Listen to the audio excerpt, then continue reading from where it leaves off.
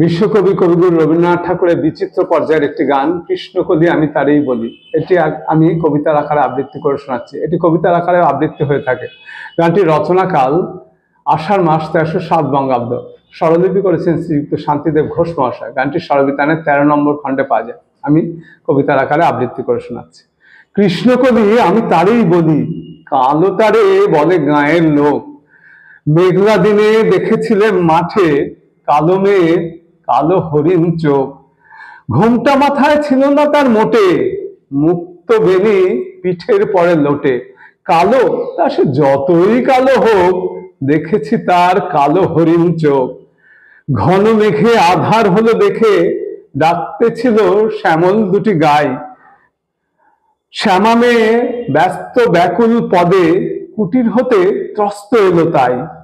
আকাশ পানে হানি যুগল ভুরু, শুনলে বারেক মেঘের গুরু গুরু। কালো তা সে যতই কালো হোক, দেখেছি তার কালো হরিণ চোখ।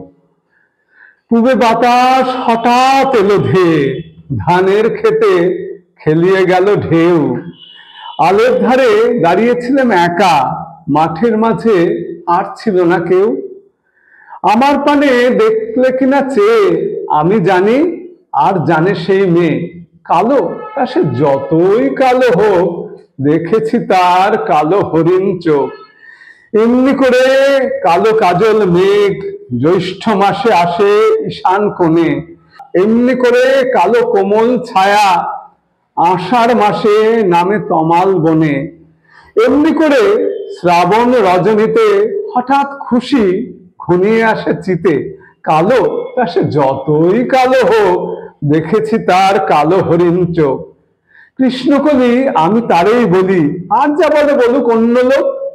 দেখেছিলেন ময়নাপাড়ার মাঠে, কালো মেয়ের কালো হরিণ চোখ। মাথার পরে দেয়নি তুলে বাস, লজ্জা পাবার পায়নি অবকাশ। কালো তা সে যতই কালো হোক, দেখেছি তার কালো হরিণ চোখ।